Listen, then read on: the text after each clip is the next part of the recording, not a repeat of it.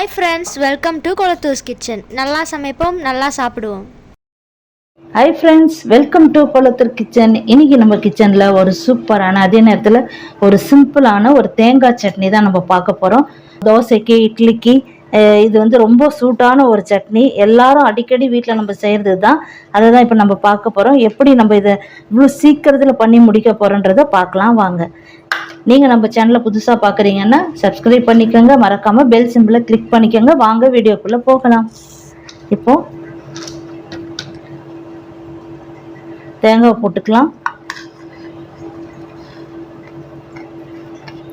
2 பச்சை மிளகாய் போட்டுக்கலாம். அடுத்தது ஒரு 2 டேபிள் ஸ்பூன் உடைச்ச கடலை போட்டு தேவையான சால்ட் போட்டுக்கலாம். அது கூடவே 1/4 மூடி தேங்காய், ஒரு 2 டேபிள் ஸ்பூன் உடைச்ச கடலை, ஒரு 2 பச்சை மிளகாய், சால்ட், அவ்வளோதான் போட்டிருக்கேன். உங்களுக்கு வேணும்னா பூண்டு இல்லை இஞ்சி உங்களுக்கு வேணும்னா போட்டுக்கோங்க. நான் அது போடுவேன், பசங்களுக்கு பிடிக்காதுன்றதுனால நான் அது போடலை. இப்போ பாருங்கள், அரைச்சிட்டு வந்தாச்சு. ரொம்ப நைஸாகவும் இல்லை, கொஞ்சம் குறப்பாக தான் அரைச்சிட்டு வந்திருக்கோம், திரியாக.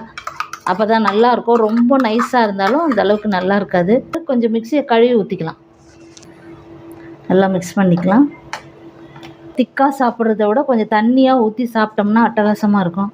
உப்புலாம் செக் பண்ணிக்கலாம். இப்போது ஸ்டவ் ஆன் பண்ணிக்கலாம்.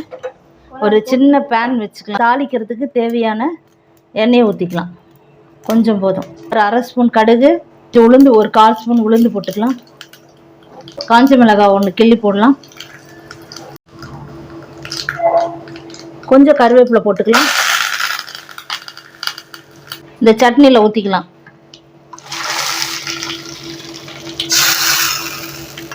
அவ்வளவுதான். ரொம்ப சிம்பிள் தான்.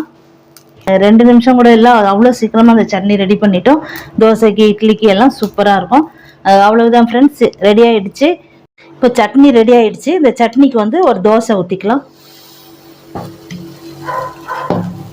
சூப்பராக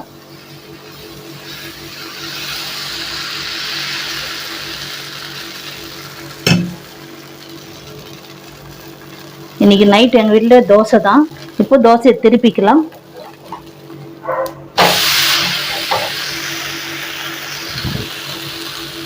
சட்டுன்னு நைட் நேரத்தில் சட்டுன்னு ஒரு 2 தோசையை ஊற்றிட்டு இந்த சட்னியை வச்சு சாப்பிட்டா சூப்பராக இருக்கும்.